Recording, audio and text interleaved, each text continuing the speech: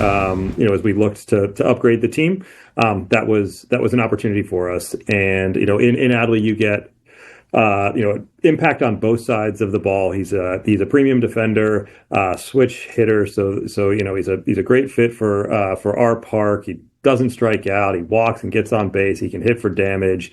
I think there's a ton to like about him.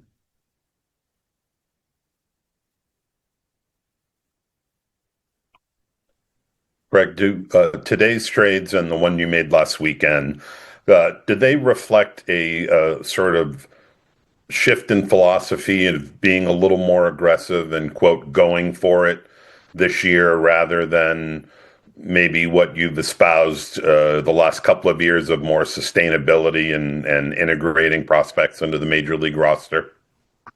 Probably not for me to characterize our approach outside of saying that over the last month and a half or so, this team has demonstrated just an incredible resilience and relentlessness, and put itself, kind of firmly in the playoff picture.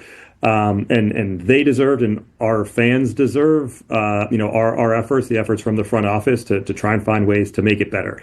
And I don't think that necessarily has to exist in conflict or compete with sustainability. And I think when you look at the control that a lot of the guys had that we brought in, you can see a core of players that should be here for many years into the future. If I could have a quick follow-up, Craig, was any of this motivated by looking at the American League in terms of competitiveness and seeing a rather wide open field where there was an opportunity for the team to make a deep run despite starting the season slowly?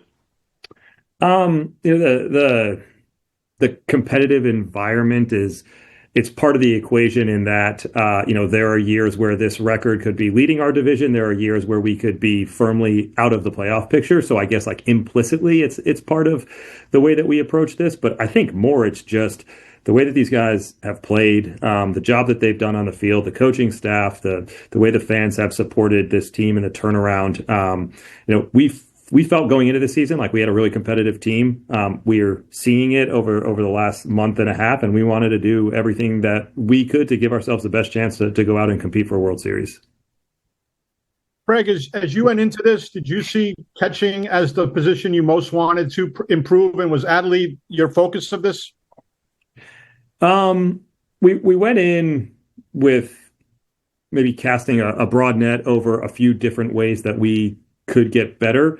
I have found it's really difficult to try to predict the market or try to predict exactly what players will be available, especially this year when there are a lot of teams that still have playoff aspirations. So a lot of the work over the days leading up to today was just having incessant conversations with other teams, and just trying to understand what players might be available, what the costs might be, the way that those impact our club. But I do think this year our strategy was more about targeting players that met our needs and allowed us to upgrade areas that we felt like could be upgraded, and going out and targeting them and trying to be aggressive and bringing them in, as opposed to kind of sitting back and waiting for the market to come to us. Craig, I'm wondering about the Adley injury and a potential timetable for return. Sorry, I think I missed the beginning of that, Chris. Just about Adley's injury, where things stand, when you guys can expect him back, and I guess the plan for him the next few days. Yeah, I talked to him earlier today, and at this point, I am not going to try to put a timetable on what his return might look like. I think it's best for him to kind of get under our care, and get our athletics, our medical staff, our athletic trainers, our doctors, hands on him, and from there we'll figure out what the right kind of course of action is here. But in talking to him, he's very optimistic, and he is saying that he feels quite a bit better.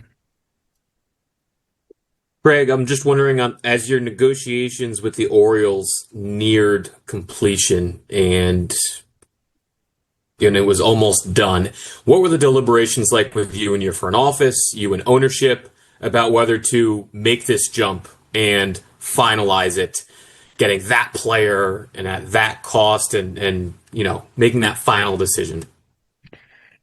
Sure. I think what maybe as a group we tried to do was not react to kind of the final stages of negotiations or the final costs, but rather understand which players might provide upgrades, which players would be available, talk through kind of where we thought this was going to go, what our kind of tolerances were, keep ownership informed every step of the way, so that this didn't all come down to the final moment or the last turn of the screw.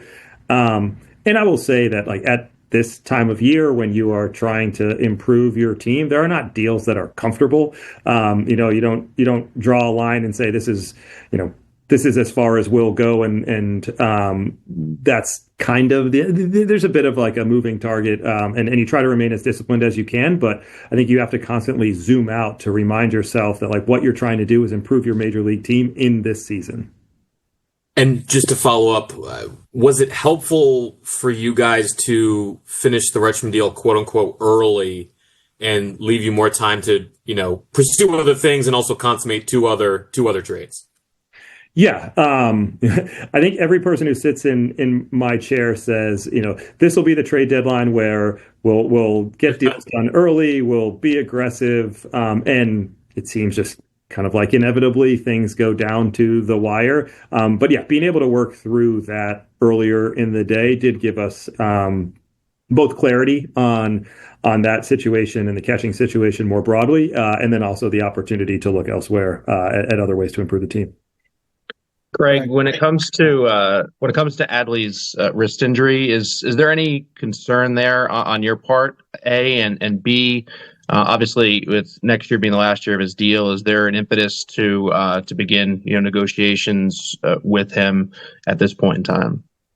Yeah, like I said, the first things that we need to do are to get him here, get him comfortable with our medical staff, make sure that transition of care is as smooth as possible, and then from there we'll figure out exactly what the future looks like. But we want to get him as comfortable as possible. We want to get to know him and give him a chance to get to know us. Greg, so Marcelo Meyer has been obviously a big part of this organization, in the future for a long time. So what kind of went into the decision to trade him today? And what do you hope to see from Eric now that you have him on board? Yeah, it was tough to include him in a deal, and it's tough to include any of the players that we had sent out because we have relationships with them. We've watched their development. In many cases, we've drafted them or signed them internationally. And speaking about Marcelo, he's a really big part of this, or he was a really big part of this organization, and someone that was looked upon to be part of a core. And I still think that's going to happen. It's going to happen with the San Francisco Giants at this point. But he's an incredibly talented player.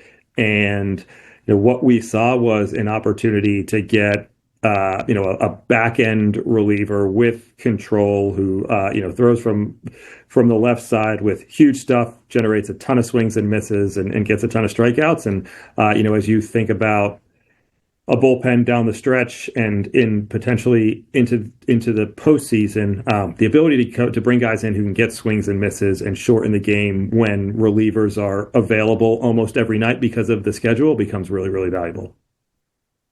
Greg, how did you see?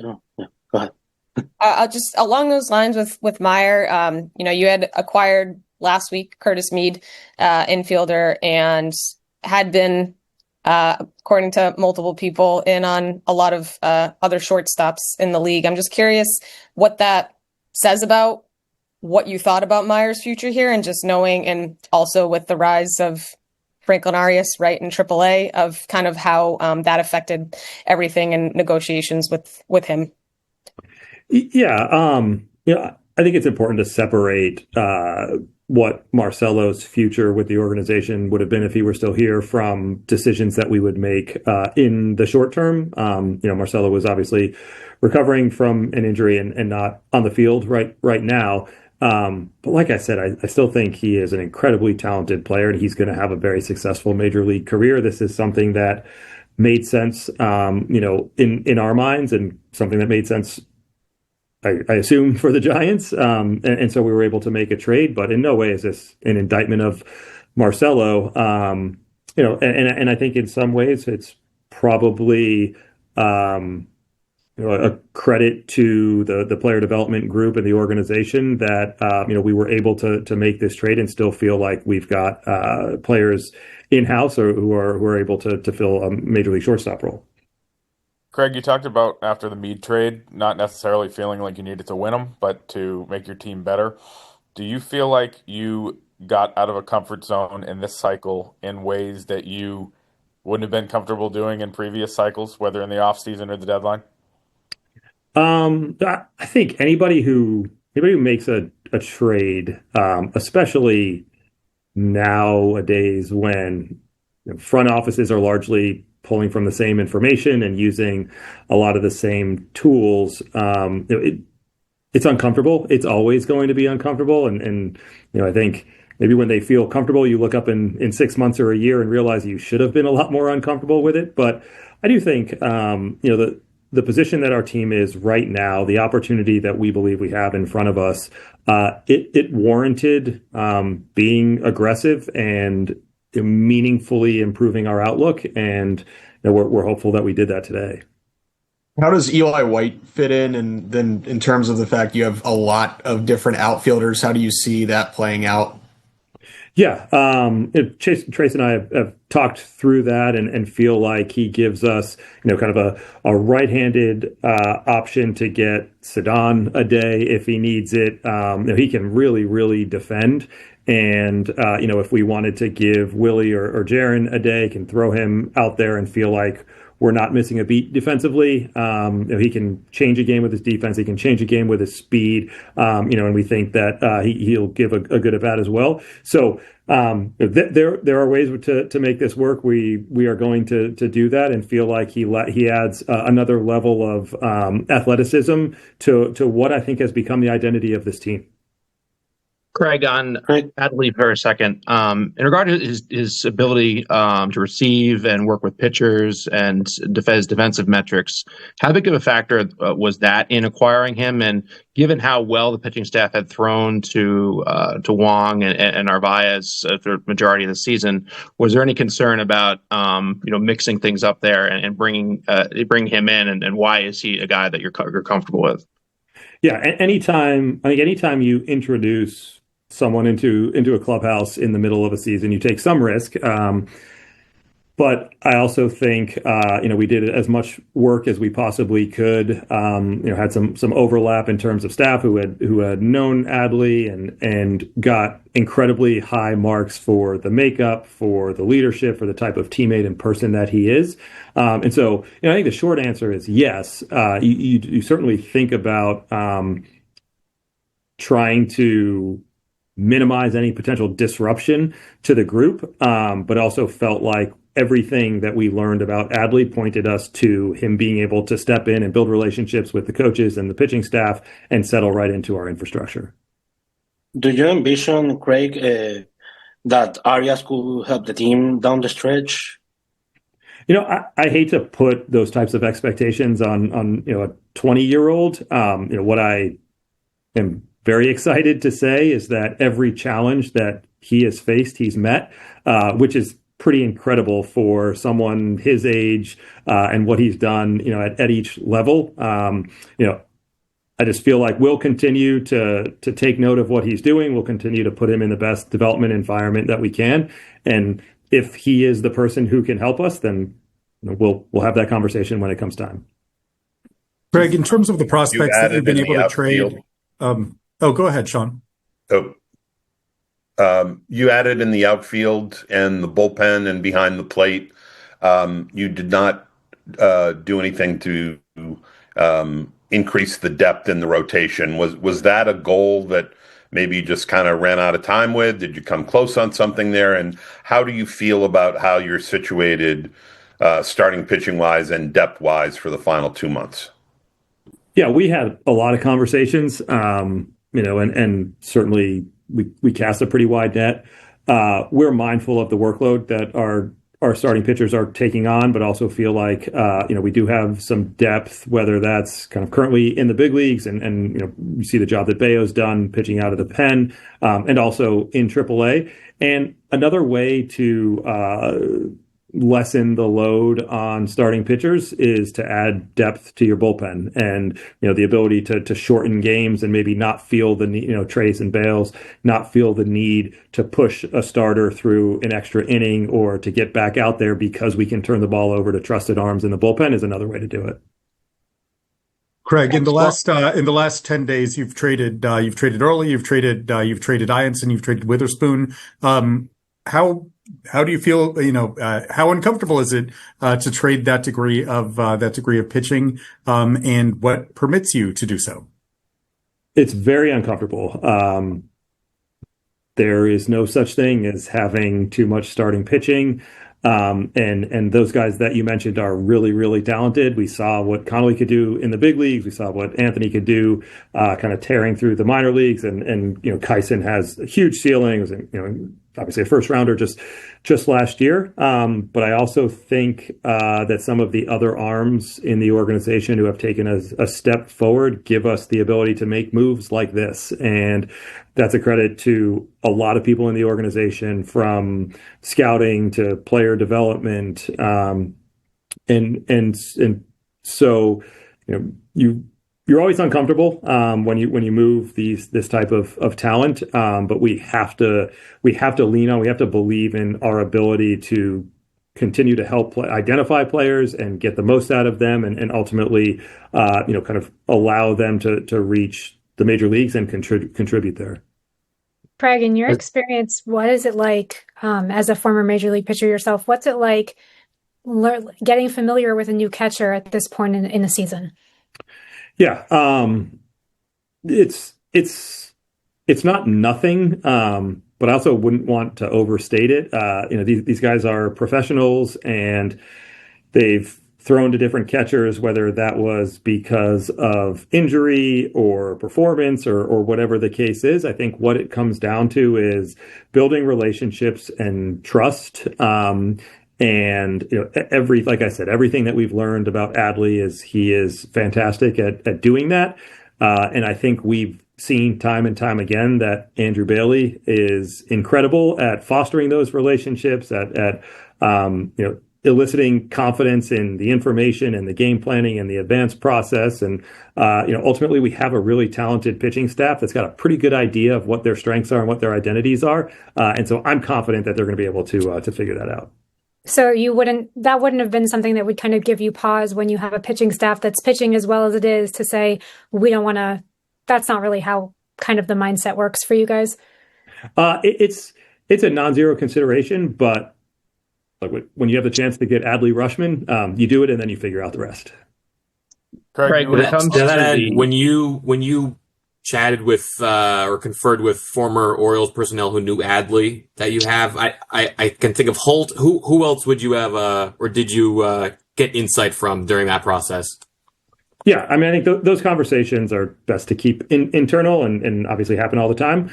But I think fair to say that we have extreme confidence that we've got a pretty good idea of who Adley is and how much we'll benefit from having him in the clubhouse and from having him behind the plate. Craig, what can you tell us about Carlos Gutierrez, the prospect you got from the Giants? Yeah, he was a guy that our scouting department had identified. I think exciting, maybe like kind of under the radar, left-handed bat, right-handed thrower. Signed out of Mexico. Good job by San Francisco, because we're excited, and really appreciate the talent. 21 years old, almost 22, and really excited, about what he brings. With Adley's offense, it obviously hadn't been as 2023 was his last big year, and beginning of this year he started off hot in April, but doesn't seem to have sustained the same success as he had in April. Like, what gives you confidence that he's the bat that he can be that bat for your lineup? Yeah, I think if you kind of look at the performance a little bit more under the hood, you see really strong bat to ball, really good ball flight relative to previous seasons, which gives us some excitement about his ability to do damage in our park.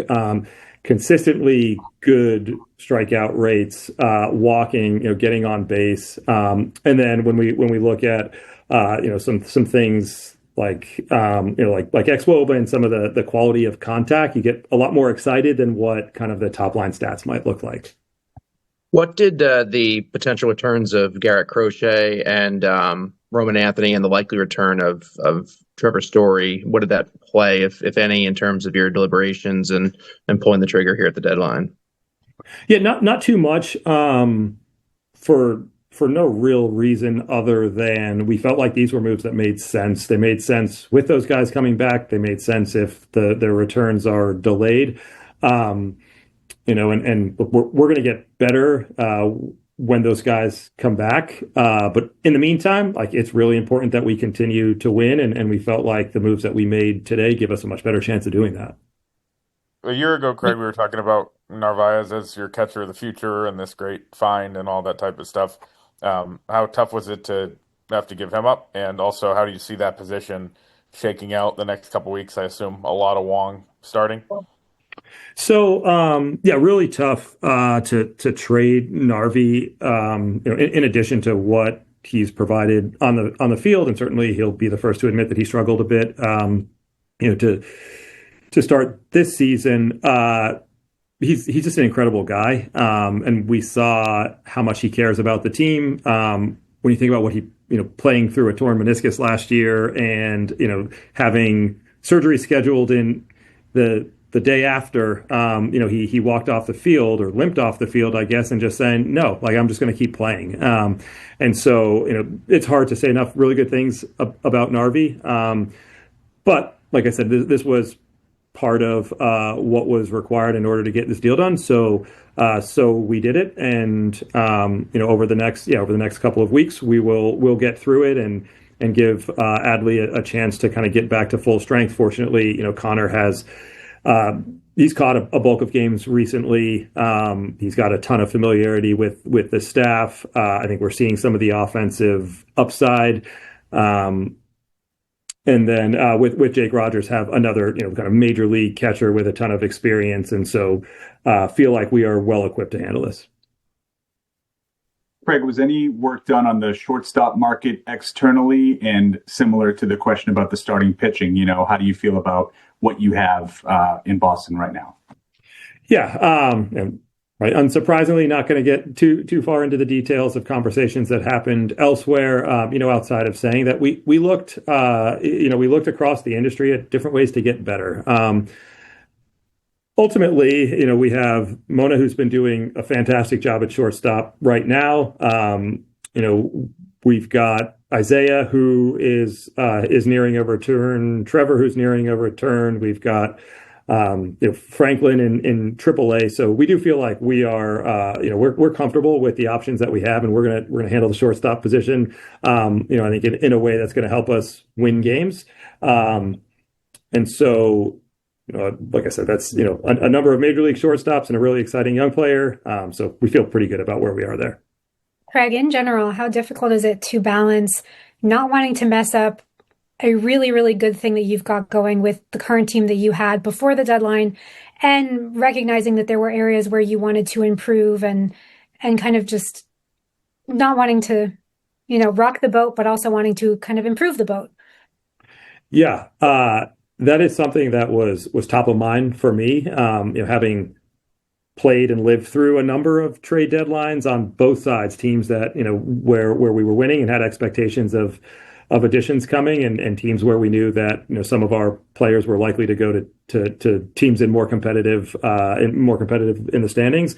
And so we thought about the identity of the team and the relationships and the way that the group had come together over the last couple of months, and wanted to make sure that if we were going to introduce anything that might disrupt that the talent that we were bringing in made it very, very clear. We didn't want to go through a deadline where we just kind of rearranged the chairs, but didn't actually get better and introduce the possibility of messing with the culture and the environment. So it is a real consideration, and it's one that we took really seriously. Craig, looking out at the landscape of the American League post deadline and what you were able to do here, how do you feel, about your chances when it comes to getting to a World Series and having the type of success the group wants to have? Yeah, so we feel good about our team. They deserve the confidence that we have in them. And we did everything that we could today to try and improve that outlook. Ultimately, this can't be about what other teams do, or how other teams play. It's got to be about looking at our roster and trying to build the most complete roster we can. We think about this being kind of the last time that you can really add talent to a roster. And so, we wanted to make sure that we cast as wide a net as we possibly could. We were aggressive in bringing players in, and we were positioning ourselves to reach our objective, which is to try and win a World Series. Anything else for Craig? Just logistically, Craig, you expect everybody there tomorrow? We're working through that. I was inside all day, so didn't realize it seems like there was maybe bad weather out there, or is bad. I'm not totally sure. But we'll have to figure out the travel logistics, and obviously we're kind of beholden to the airlines on that.